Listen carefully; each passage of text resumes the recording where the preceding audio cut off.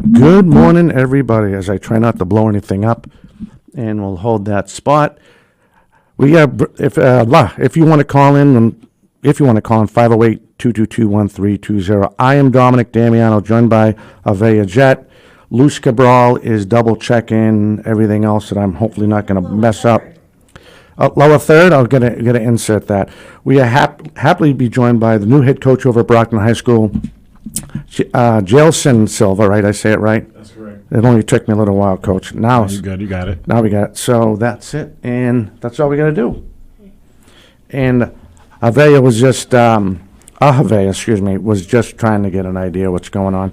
So I thought, Coach, like we talked in the lobby out there, if you could just educate everybody about you, not just being the Brock, how you got started in the coaching and where you're at today, and I think it's a good chance for everyone to get to know you. No, appreciate it. Thank you for having me on. So I graduated Brockton High School class of 2003. I attended Brockton Public Schools. I went to the Huntington. I went to South for 2 months, and then I went to North Middle School. And then, like I said, I graduated from Brockton High class of 2003, where I played football. I was also on the track and field team as a thrower. And then once I graduated Brockton High School, I ended up going to Worcester State College, where I played 4 years of football there. I got my degree in communications, and then shortly after that, I got into the communication field, and I did that for like a year or two. And then I had an email sitting there from my old track coach that I went back to one day, and I said, you know what, let me try to get back into the school system and help out where I could. So then once I got into the school system, I believe that was in 2013. That's when I started coaching youth around that time. So I coached the Brockton Midgets Football League for 2 years, and then I coached the junior boxers for a year. After I did those 3 years, I decided, you know what, I want to kind of step it up, and I decided to join the freshman football staff at the high school. And I did that for 7 years. 2 out of the 7 years, I was an O-line coach, D-line coach, and then the last 5 years at freshman, I was the head coach. And then this is my second year of varsity. Last year, I was offensive line coach under head coach Jermaine Wiggins when he was up here last year. And then once that kind of ended, then I applied to be the head coach. And after the interview process, I ended up being named the next head coach for the Brockton High School football team. Well, congratulations. That's Thank awesome. Let me turn down my mic before I blow anybody out. So how long was that interview process? Altogether, I think I want to say I had 3 interviews. Okay. So 3 interviews within probably like a week and a half, almost 2 weeks. Right. So I don't remember how many candidates. I think there were at least somewhere between 7 to 10. Wow. Not sure on the number, but I did. I'm pretty sure it was about 3 interviews when it was all said and done. Nice. That's really cool. Oh. Yeah, ready. That was your cue. Sorry. You got the head coach job in July. From there to now, how has the team impacted you as a coach? I mean, the impact on the kids is tremendous. I mean, I've worked in the school system for almost 10 years now, so you build connections with these kids, and they almost become an extension of your family, almost like they're your children. Mm-hmm. These kids, I mean, they showed up, they've worked hard. Even before, I was named the head coach, we were working out, in December, in January, February, up until the announcement was made.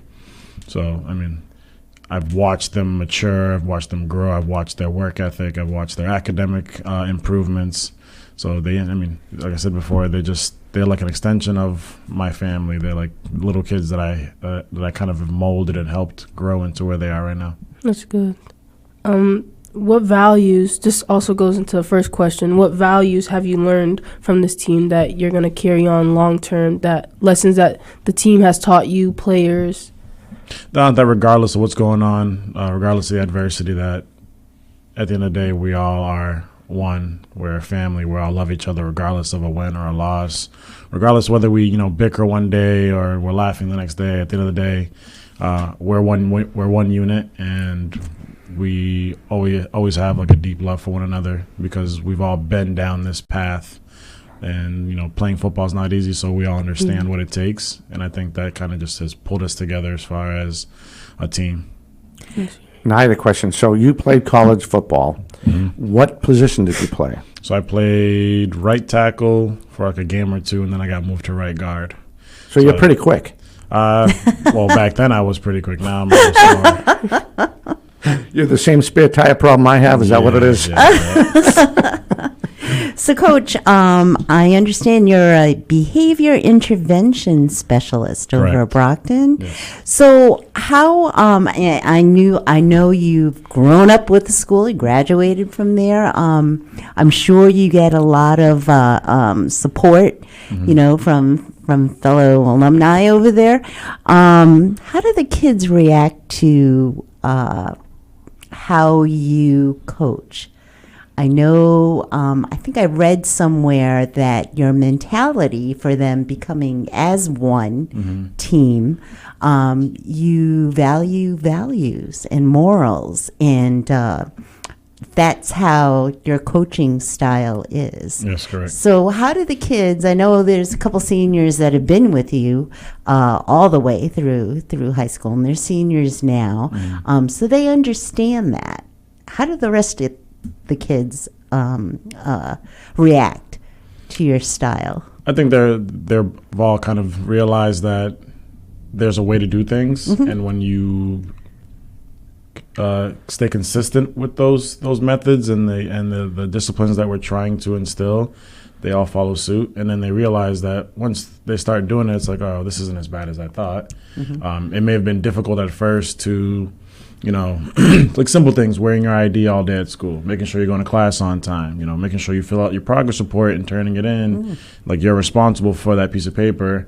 They start to realize, oh, it's not as bad as I thought it was. It's a little more work. It's a little more attention to detail than they may have been used to. But I think after a while, and they see that the seniors have been able to do it, and they see that the juniors are doing it, they're like, oh, well, now I think as a sophomore I can do it and kind of keep it going as well. So it's a discipline type of thing, and it also teaches structure. Exactly. It's so funny. They don't remember that he fell down, I fell down, you fell down at one time, and we had to learn. And as you get older, you'll see that if you don't already. Which you're pretty smart, so you probably do get the idea of how you're accountable, and you went through these things. Absolutely. No matter what high school you went to, they kind of look at you, they give you that long, like, what do you mean? What are you talking? You know what I mean? But he has to do it with twice as many kids. I mean, Brockton Heights is his own little city out there. Right. Right, it's a big school. It's a humongous school. There'll always be Division I. And that's another. I don't see that school getting any smaller. No, I don't either. Oh, that's crazy. But yeah, I get a kick out of that. I can just picture the kids, Coach. They see you in class, and you're trying to talk to them, and you're trying to be sincere, but at the same time, you're trying to make a point, and they just look at you with that long face. And I used to, when I coached football, I used to say, you had too much sugar cereal. That's your problem. You got to focus. And I try to loosen the mood, and different kids, different area, whatever. But it's crazy. I mean, I tip my hat to you because you have a lot of kids. I don't know if you have a partner or a coworker that does the same thing you do, because you're in the green building. I'm in the green building, correct. So there's obviously 4 buildings. Each building has a behavior interventionist, and then, like I said, we're tasked with dealing with students that may need a little extra support during the day, just to kind of keep them on track, or if they have things that they may need to get off their chest. They have someone to come to, and myself being one of those individuals. All right, young lady, whenever you're ready. I'm sorry. No, you're fine. I'm getting in the way again. When playing good teams that compete, there's so many that are hard workers, and obviously your team is too. What's the mindset or mentality you say to your players, obviously when you're playing a good team or a team that has a good record or undefeated? What's something that you tell your team getting into the game before it starts? I think the one thing we've kind of preached on is one, sticking together, 2, cutting down on the mistakes, and just playing hard, not letting the moment get too big for you. Everyone, they've all played the sport of football for a while, so it's just not letting the moment get too big. Getting the jitters out sooner than later. But yeah, I think week to week, regardless of who we're playing, the message is always the same, because on a week-to-week basis, you never know who's going to win or who's going to lose. It's just making sure that we're putting forth our best effort and giving 100% on every play until the game's done. Yeah. No, I think that's a great mentality you say. And I feel like just hearing your answers now, I feel like you're a very understanding coach, and you know, like, when it's time to play around and when it's time to get serious, especially on game day or weeks before a game. You know when it's time to tell your team that this is a really important spot, and if you want to be in it, then you're going to work to get in it. So Correct. I think just your coaching style seems really good and excellent in what you're doing. Thank you. Now I'm looking at, shut my own mic off so you guys wouldn't hear my little fingers tripping, peck at the keyboard. So we have a minute 30 left for this first break, but I was going through the schedule, and sometimes the schedule doesn't really tell you the outcome of the game, and I've done a lot of Brockton High School football. And if you look at it, I'll touch on a little bit. So the Barnstable game was definitely a winnable game, and it is what it is, the way the last couple minutes played out, and they only lost by 3. The Franklin team was a powerhouse, and they definitely they're definitely well coached and played Brockton. That's why they won and stood out the way they did.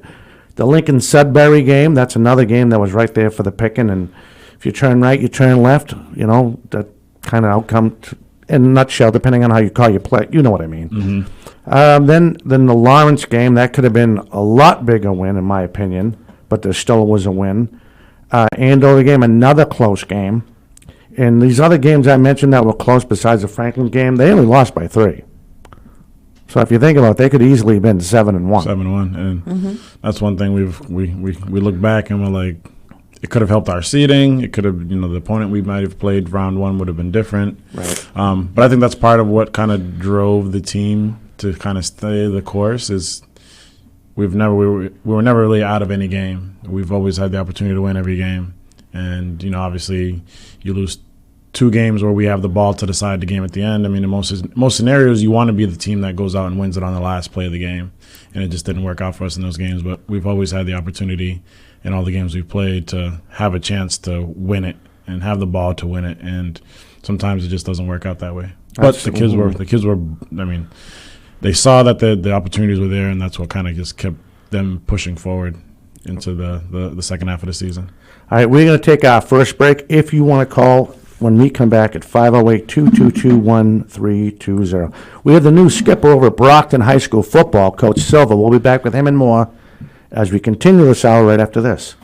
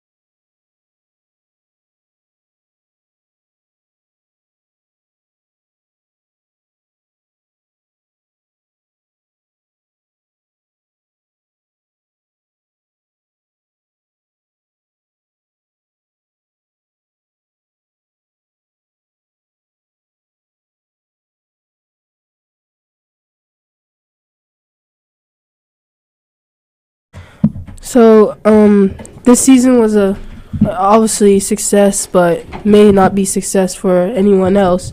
The beginning of the season, you guys went 1-4, and the team railed to finish with 4-4 and secure a place in the playoffs. What was the motivation you kept for your team? How did you keep your team being able to push through those hard games and get to that spot to at least set a spot in playoffs? I think the message was always to come out and continue to work, continue to fight.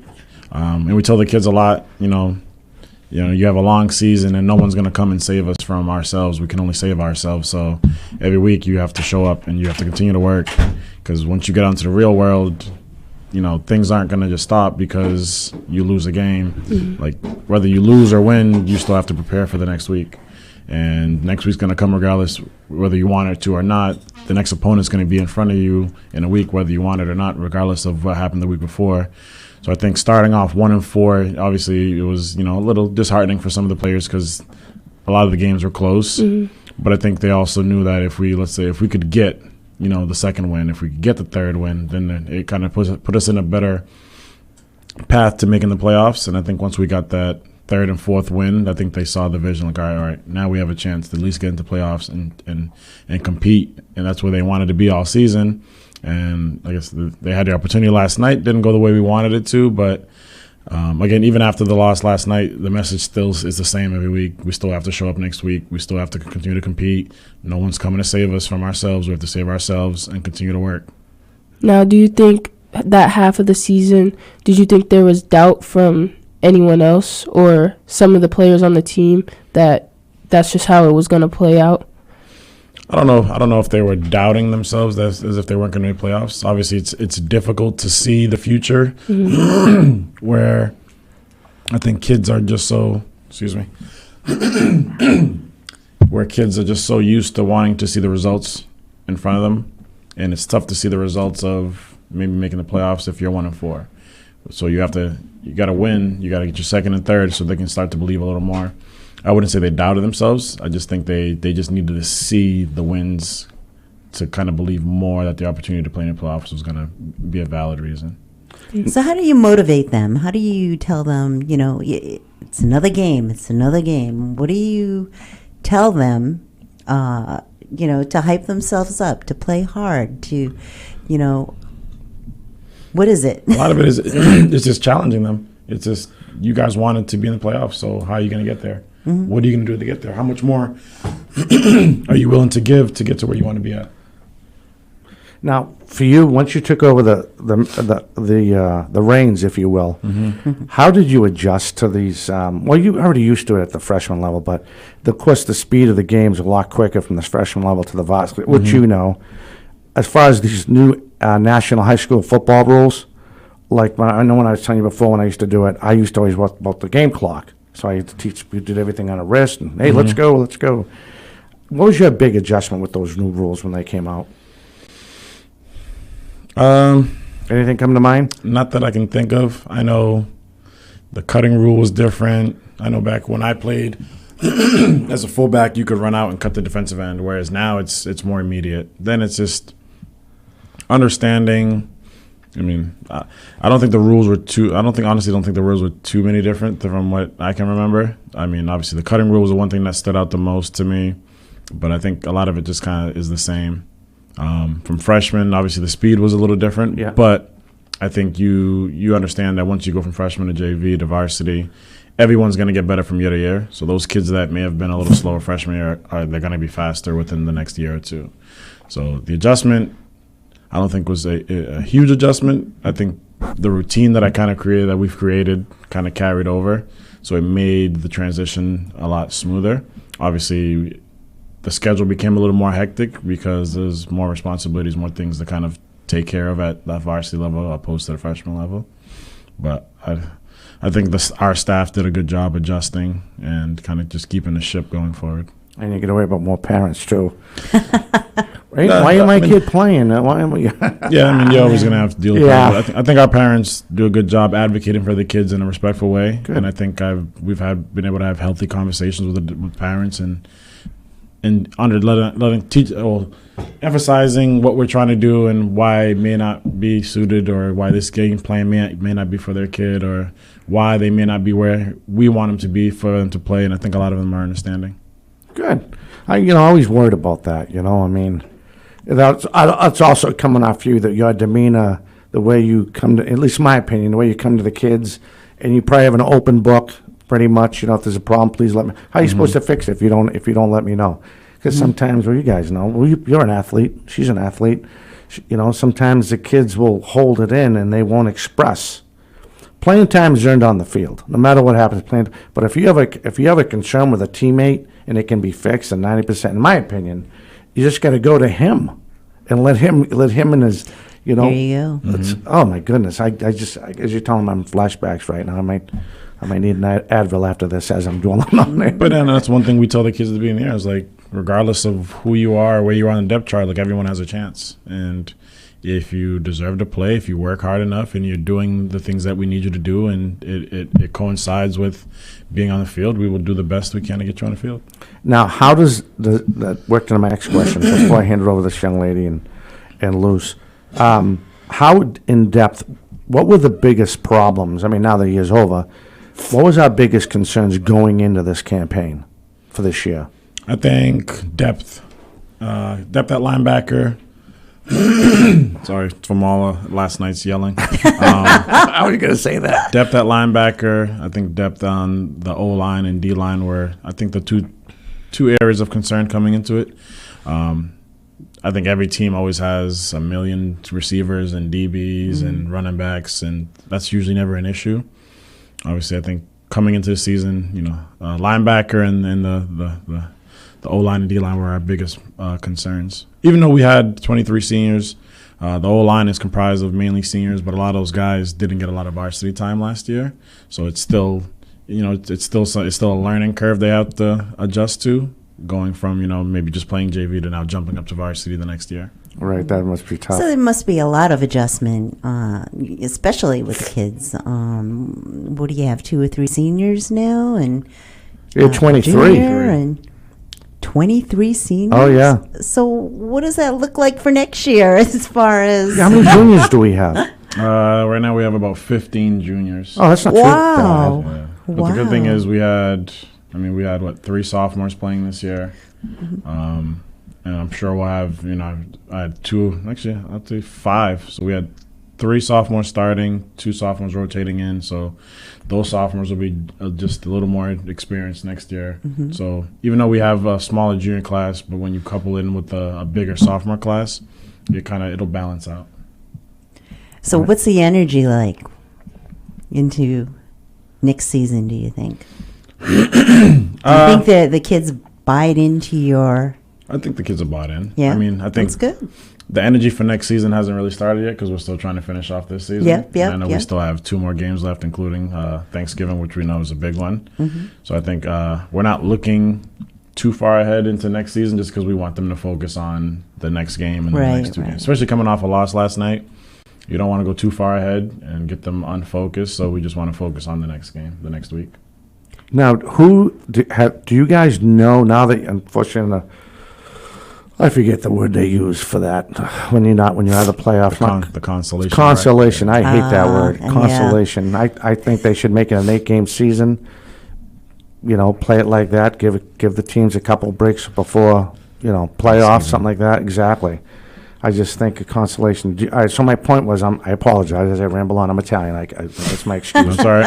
Is what do you have? Who you playing next week?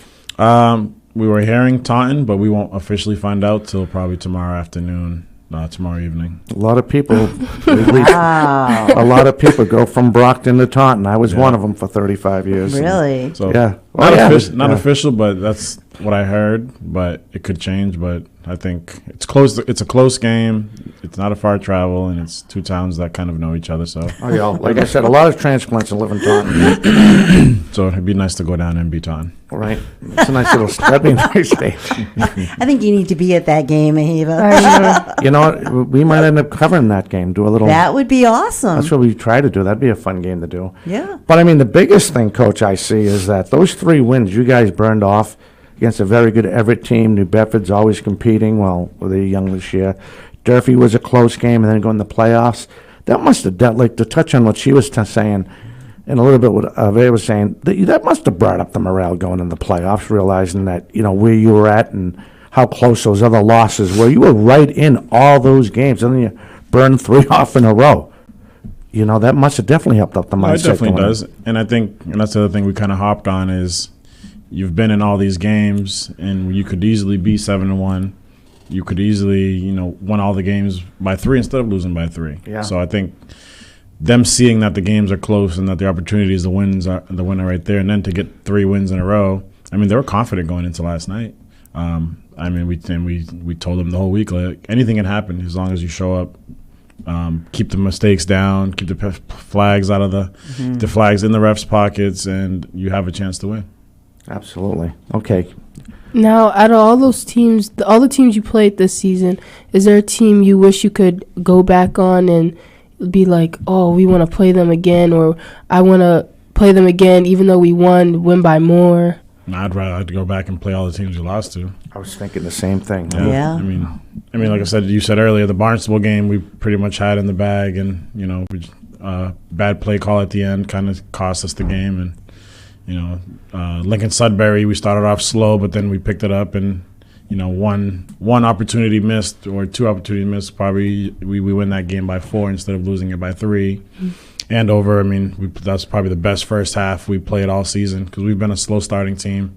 So to watch us come out in Andover in the first half and actually have a good first half of football was good, but then it kind of like flipped. So I would definitely go back and replay all the 4 teams we lost to, including Franklin, even though, like I said, Franklin was it was 21-7 going into the third, and then, they popped one off in the fourth quarter, and then now they're up 28-7, and then usually that's when things kind of take a slip, but I wouldn't have every team we lost to. I'd go back and play them again.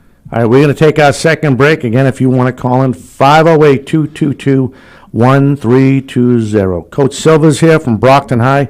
You're only the 4th coach, I think, in high school, maybe the 5th coach in high school history. So that's some pretty big shoes to fill there. I'll have to look into that. But That's off the top of my head. God knows I get cobwebs from memory. But we'll be back with him and more right after this.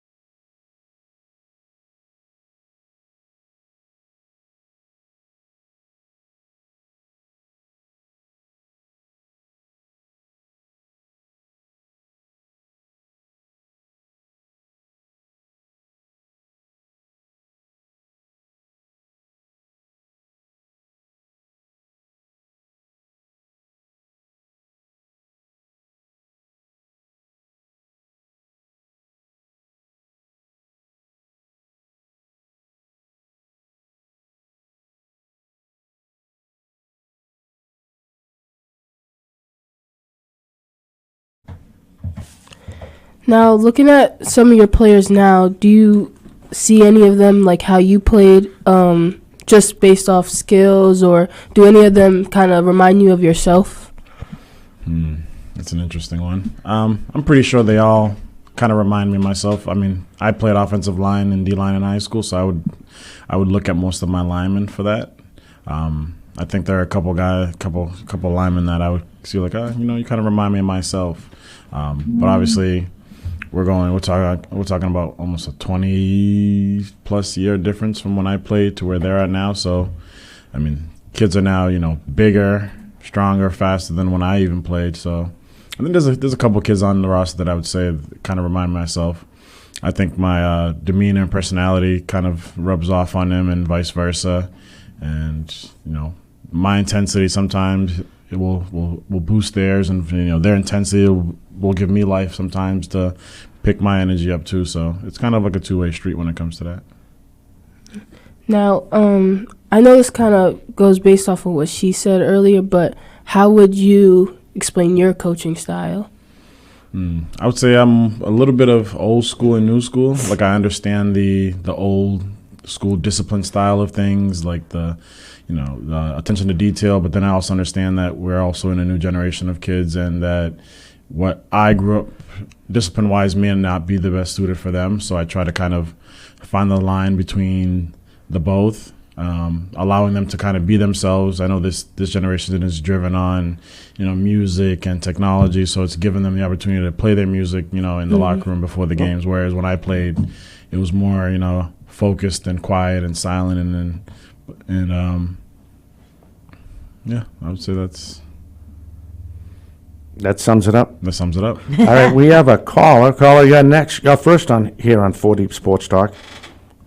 Hey, good afternoon. Good afternoon. Go ahead. I'm sorry. Hi, this is Louie. How you doing? Lou, how are you? I'm good. Glad to see you back. Good to see you, Coach. Coach, I was wondering, how much has training changed for the players since when you played and 20 years later? It's a lot. I think when I was in high school, we didn't have the cell phones, we didn't have the YouTubes. So a lot of what we did when I was in high school was you were there working out or you were hanging out playing outside. I think we're trying to instill that work ethic in these kids now, even though a lot of them are not as motivated as I was 20 years ago. But there still are a lot of kids that understand the hard work will lead to the progress. So we do have a lot of kids that still fit that style of working hard, but then there are obviously some that kind of, they tend to dwindle because the off season's here and all the distractions kind of take over a little bit. Right. Well, Lou, do you have anything else for Coach? No, that was pretty much it, because I remember, like, when I was in high school, we had the weight rooms, and it was pretty strict during the summer where everybody was going in there. Then you had, the captain's practices. Yeah, all that stuff still exists. It's just trying to fit it into everyone's schedules. A lot of kids are working nowadays, where obviously bills, the price of everything has gone up. I think when 20 years ago, I was able to just focus on lifting and knowing that the bills were taken care of, and if I needed something, I could just ask for it. Whereas now, kids are now having to work to support these expensive phones and sneakers and whatever else they want to buy.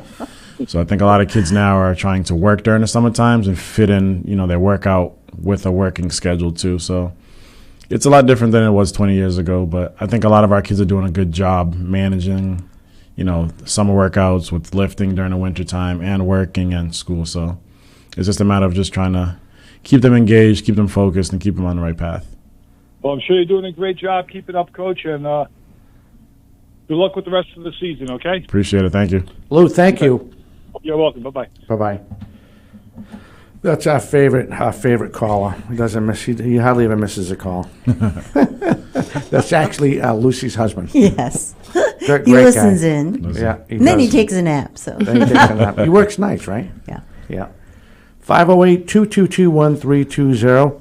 If you want to talk to Coach Silva, to touch on the weight room thing real fast. How is that policed this year compared to last year, or run, or whatever? I don't know if police is the right word. How's that all come about? So during the school year, it's all based on what kids, what sports are kids playing. So once the season's done, if you're playing basketball, if you're on a track team, if you're on the wrestling team, obviously the weight room isn't going to be your first option.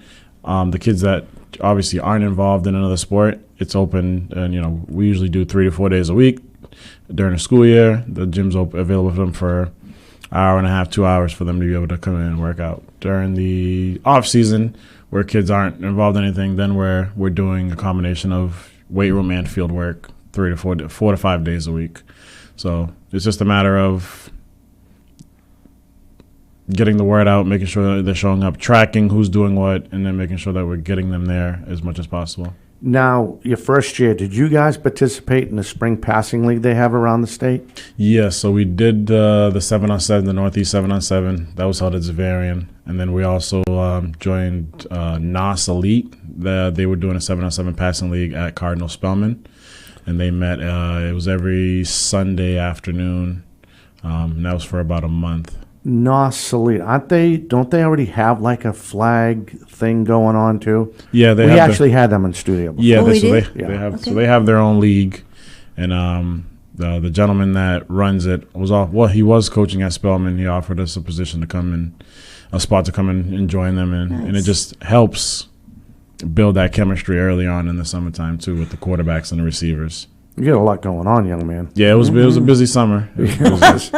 And you're going to get involved with basketball on the side, basketball, if you will. that's the fun. That's the easy part. I just get to sit there and add points to the scoreboard. And you don't have to put up with my voice chirping in your ear to your right or to your left. Yeah, I usually have at least 2 or 3 people in between. That's true. That's true. Oh, that's funny. All right, whenever you're ready, kid. I'm sorry. All right. Well, that kind of summed up all my questions, but just for like your team in general, do you feel that everyone gets along as a team? They all treat each other like family. Do you think there's a good bond with the team? No, this is a good bond, and just like any team and any long-term relationship, there are bumps, and kids have disagreements. They get on each other's nerves, which is expected when you spend so much time with one another. Mm-hmm. Like some of these kids they literally see each other every day but Sunday since we've started back in, I can't even tell you, I think we've been going at it since December. So these kids see each other just about every single day.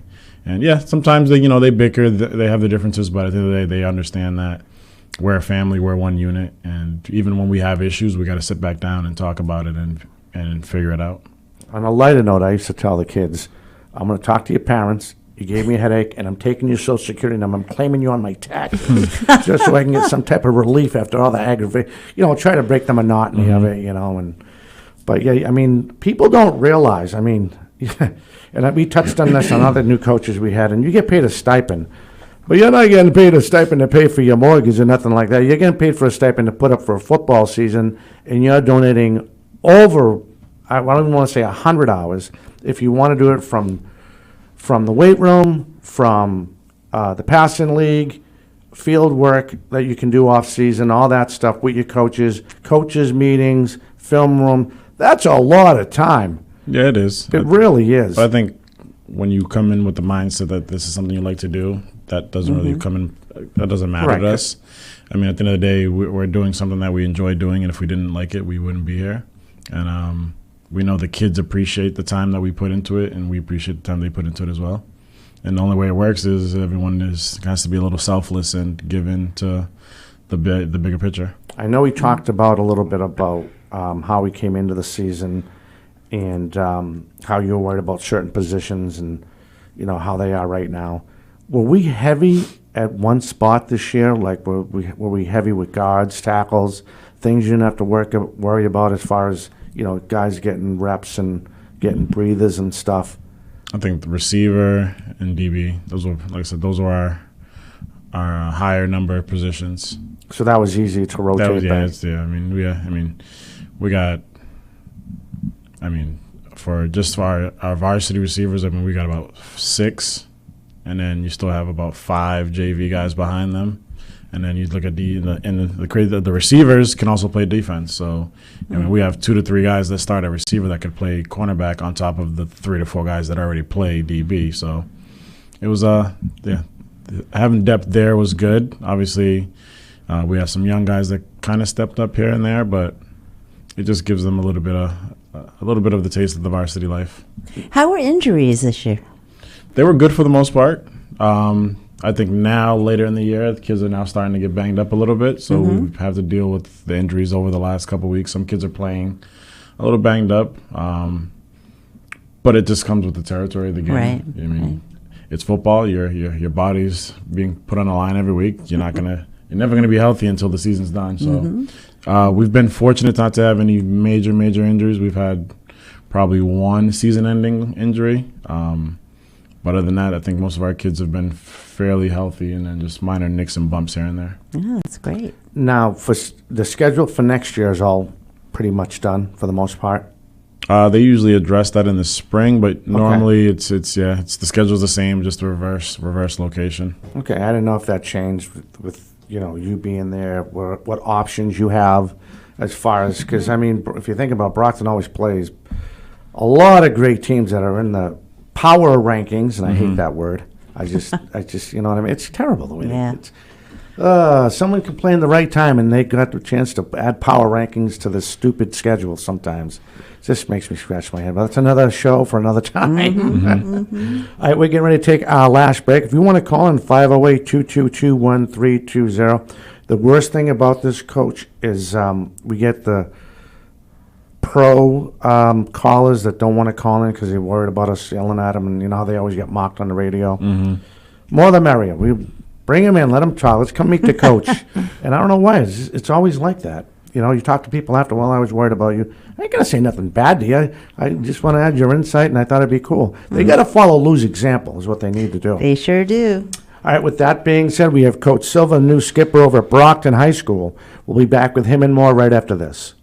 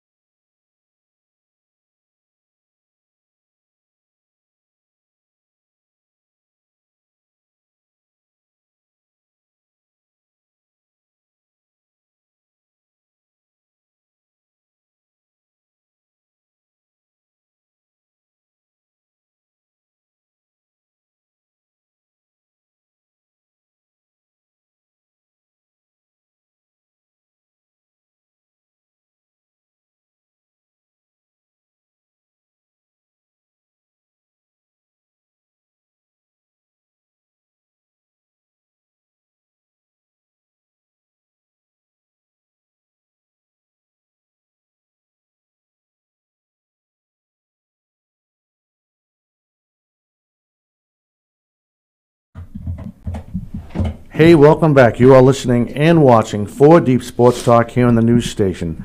1320 AM WARA and online, all one word, off our website, 4deepsportstalk.com. This show will be on Brockton Community Access TV along with 47 other towns around the South Shore and the northern part of the state. But if you want to call in, 508-222-1320. Coach Silver told me to challenge you guys. Let's pick up the phones. He's ready for questions. And I want to make sure, did we leave anything out? I mean, we touched a lot about the team. I know we only have 9 minutes left before we step away. But I'm trying to think. I think we covered a lot as far as his background. Definitely. You know what I mean? Definitely. And this is kind of early, but I thought it'd be a good time. It actually worked out good with the way the time is and the way the quarters worked out in this hour.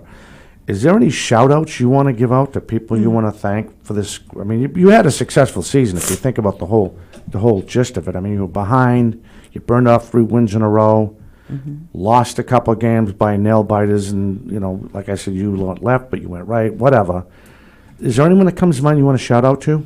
I mean, the entire coaching staff. I think we've dug our heels in since the beginning. We've all kind of stuck together, and we're all pushing the same message to the kids and trying to keep them on the beaten and narrow and teach them things that they're not only on the football field, but they're going to take on into the future.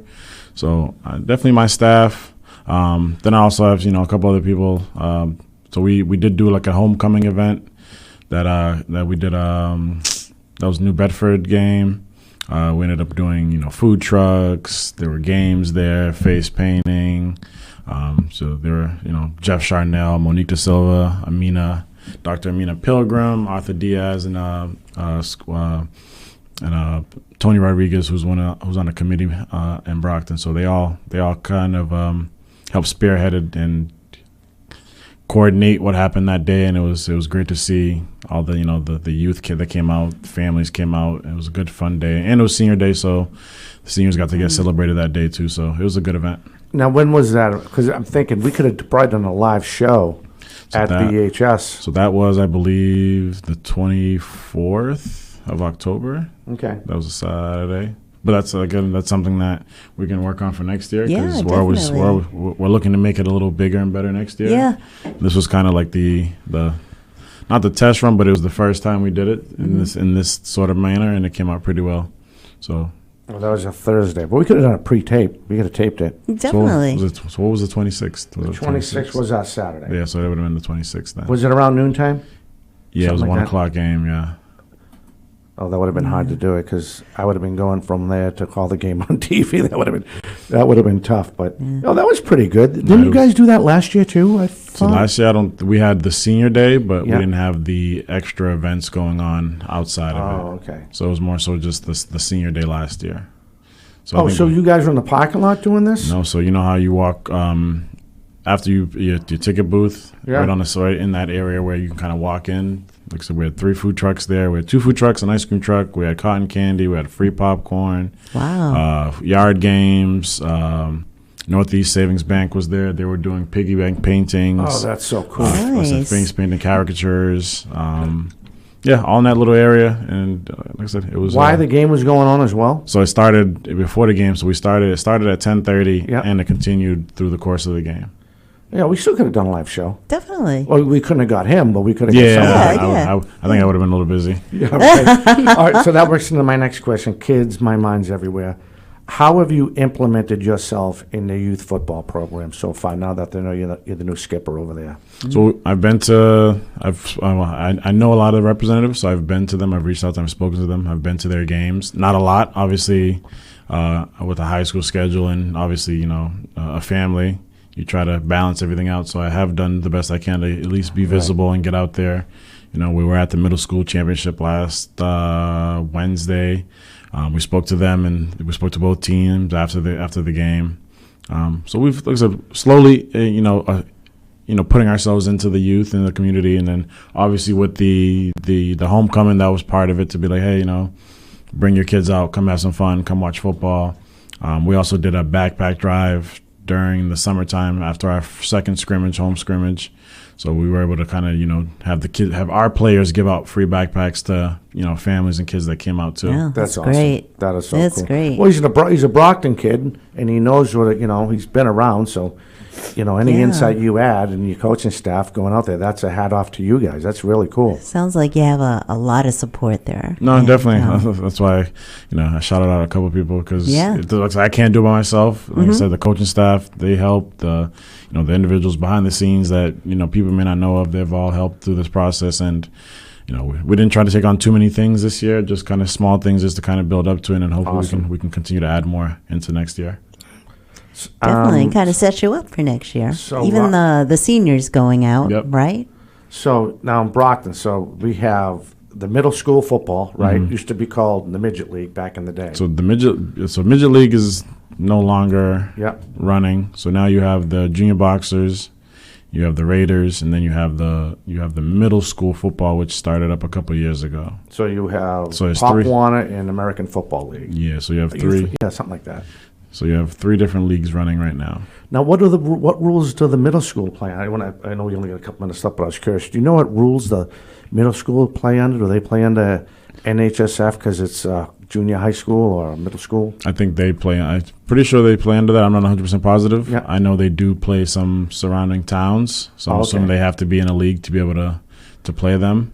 And then the youth, they play AYF, which I think is grade based. Yeah. Rather than weight based like it used to be in the past. Oh, yeah. So I think they've kind of switched over and they're doing a grade based rather than weight based. That gives all those other kids a chance to play now, That's which is exactly awesome. what it is. Yeah. Well, Coach, thank you. It was great to see you. I'll probably try to sneak in if I can to a couple basketball games. And I'll be front and center. But, yeah, please reach out if you have any fundraisers going on. Hopefully we'll get you here as the next Super Bowl champions. That'd be really cool to get you in Yeah, a bring in couple some teams. players also. Right, bring in some players. Absolutely. But again, it was nice to see you again. Appreciate Thank you guys for having me. Absolutely. And me and Avea, did I say it right? Aheva. Aheva. All right, it's only the Aheva. second week, Dom, so... Yeah, but it's not cool, though. no, it's not. No, but- it's not. I don't want your parents calling me. Please don't give them my number because I really don't want to get in trouble. And so I know we have Catherine Conley's taking a little bit of break, so the TikTok Yes, and a little bit of yes, social media is she's- going to be down. Oh, yeah, She she has said some she things was going going on. to continue the TikTok Oh, when good. she can. 'Cause right now she's kind of going through some Right. issues. So next week we're going to go into the football bracket show. So we're going Oh, to get everybody fun. caught up on what's going on. Okay? Me and Miss Jett are going to go to Gillette Stadium on Super Bowl this week. Awesome. We're going to go check that out. She's excited about that. Oh, my goodness. She's not You're gonna showing it, love but I it. can tell. We will catch you next time. Everyone have a fantastic weekend. Let me make sure it's playing.